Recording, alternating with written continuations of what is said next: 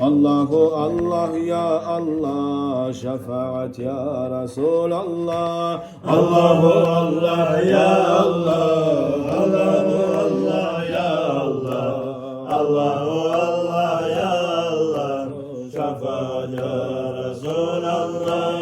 Yetim gele Ramazan, gelmesimi görsek de şolay getir ömürler, bin yıl ömür sürsek de. Hoş geldin sen Ramazan, geçe görgen tuş yemek, vatanına gelegen yola uçu konak yemek. Allahu Allah ya Allah, Allahu Allah ya Allah, Allahu Allah ya Allah, şefaat ya Resulallah. 11 aydan işlegen, günahlarını geçegen, şu Ramazan ay gele, balahlarını çeçegen. 12 aydan seni hürmetin kullu bolgan, Allah da siler seni Ramazan devat koygan.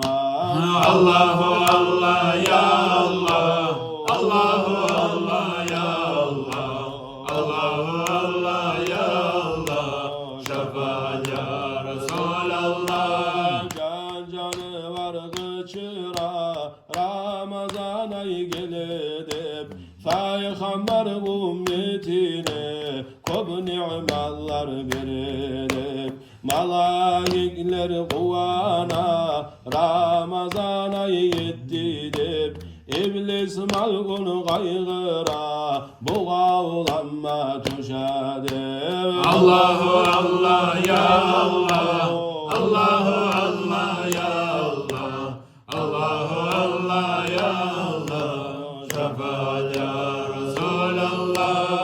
Ay hürmetli Ramazan, biz asilige göre hürmetsiz gelemenneb, gongongunu bozma vore. En zamanın geldi bizge rahmu etmege, nasip et Allah bizge Ramazan'a yetmege.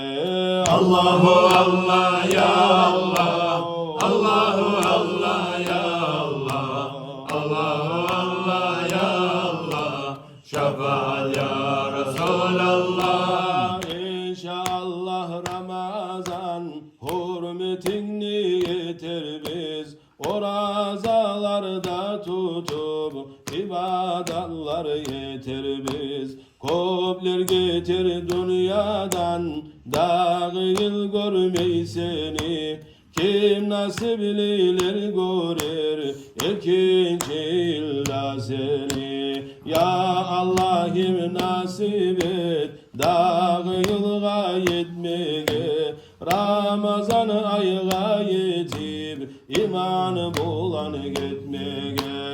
Allahu Allah ya Allah, Allahu Allah ya Allah, Allahu Allah ya Allah, şefaat ya Resulallah. Allah Allah Allah.